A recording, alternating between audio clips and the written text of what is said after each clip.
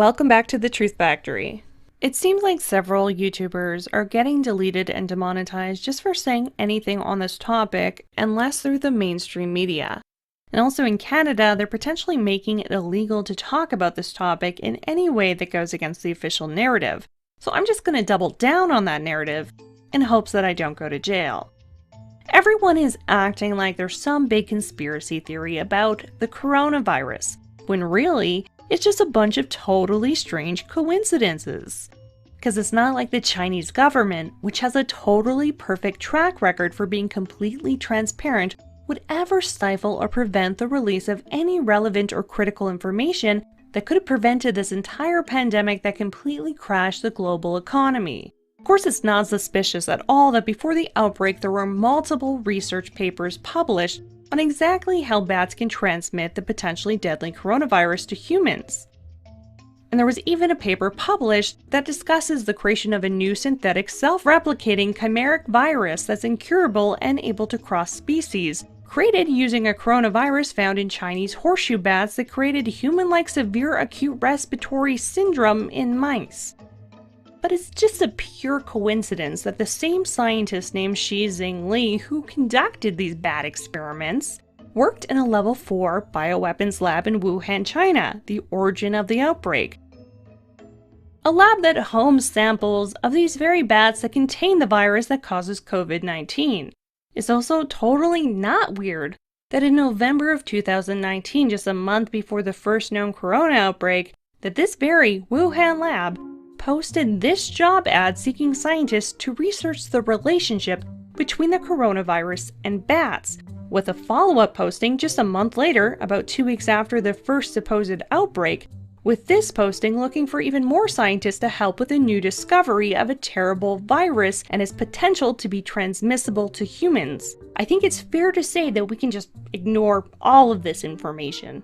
Even though it would be fairly easy for someone to accidentally get infected through either improper handling or disposal at this lab, infecting someone with this virus, which can have a 14-day asymptomatic incubation period, in which it could be easily spread from person to person without even being aware that they had been infected in the first place.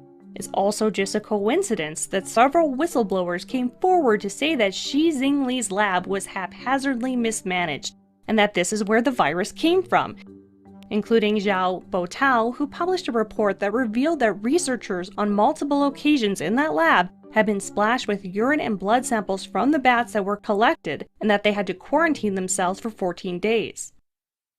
Shizing Li wrote on social media that those spreading rumors about her lab leaking the virus should shut their foul mouths. Which is not at all worrisome. I mean, I wouldn't want anyone to actually alert the public of the risks and implications involved if an unpredictable and deadly synthetic virus with no cure were to somehow escape into the biosphere. It's also not weird that another researcher working in the same lab named Huang Yanglin's picture, resume, and thesis have mysteriously gone missing from the Wuhan Institute website, especially since it's been rumored that she might have actually been infected with the virus at the lab. It's also not weird that when a reporter asked about Huang Yanling, that the Wuhan Institute originally denied that she had ever existed. But since her being a part of the Institute is published public knowledge, the Institute later remembered that she did, in fact, exist, that she's alive and well, and somewhere totally unaccounted for, and that her complete disappearance is only a vicious rumor, and that they'll take legal action if anyone asks any more questions. So we can safely say that that theory is totally Snopes debunked. There is nothing more to see here, since we know that the virus officially started at the Wuhan seafood market, because people were eating bats. Of course, we need to ignore this paper citing that over a third of the original patients, including patient 0, had no connection whatsoever with the market, and that while you may think that COVID-19 leaking from a virology lab where they were studying samples of bats that contain COVID-19 sounds very possible, get that out of your head and listen to the Chinese government and the communist news network's official narrative that the disease originated at the Wuhan wet market, a market that doesn't even sell bats and where there were no bats found. I mean, you can buy and eat peacocks, koalas, giant salamanders, civets, and rats there if that tickles your fancy, but no bats. So if this story is true, in order for the Wuhan seafood market, which doesn't sell bats, to be the place of origin of this bat virus, it means that bats flew over 1,800 kilometers from their natural habitat in the caves of Yunnan province, a straight line equivalent to the distance from New York to Colorado, to a highly populated and polluted seafood market which just happened to be less than 4 kilometers away from China's only level 4 bioweapons lab that just happened to be studying samples of coronavirus from these very bats. The same bats, now sightseeing in Wuhan, must have simultaneously infected people who were not at the seafood market at this time, including scientists who worked at that virology lab that were just, again, coincidentally, studying those very bats with that very virus. It really makes you think. In fact, the probability of all of these coincidences coinciding is virtually zero.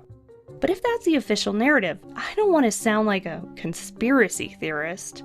Of course, for everyone's personal safety, the Wuhan wet market was immediately shut down and cleaned without any further investigation, as if they were destroying evidence of a crime scene.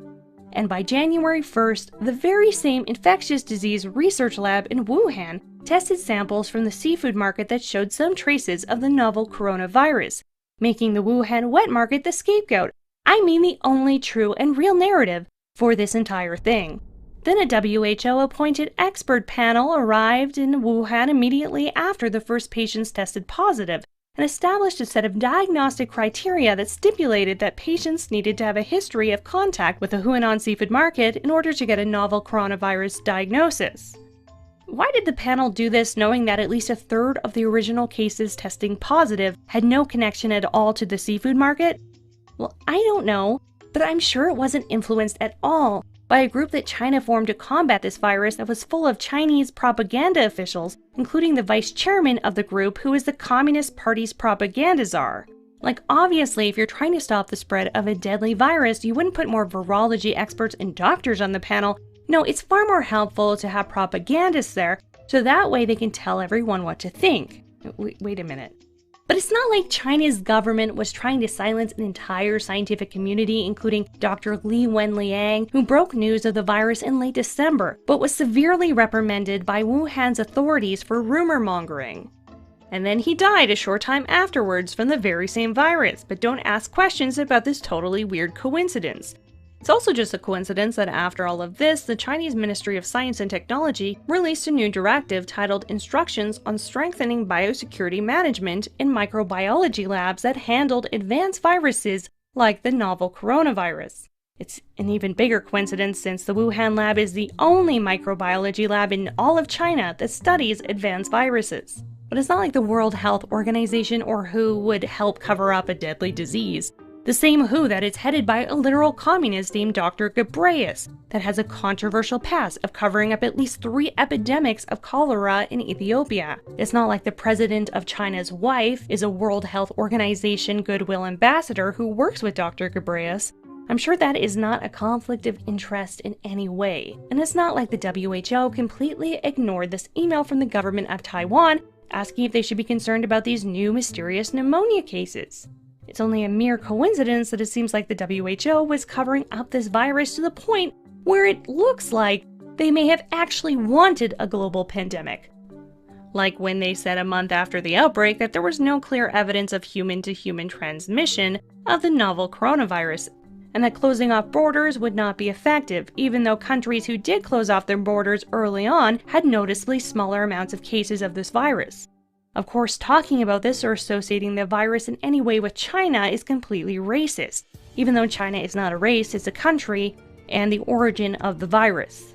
We also have to forget about Zika, Ebola, German measles, Lyme disease, Rocky Mountain spotted fever, guinea worm, MERS, norovirus, Japanese encephalitis, and West Nile, that were all named after their places of origin. Of course, what is important here, though, is being politically correct, not actually caring about the lives of billions of people and the global economic collapse. So take that, xenophobes.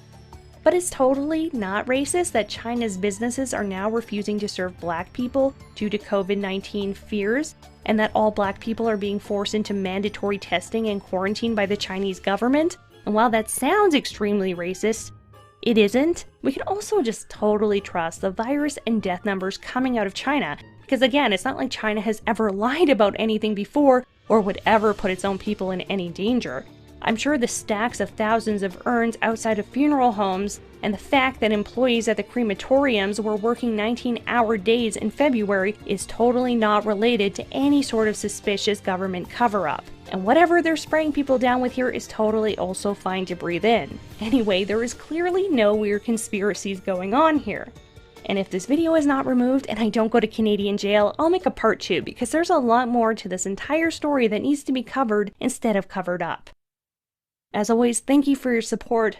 Links in the description. Have a great night. Meow.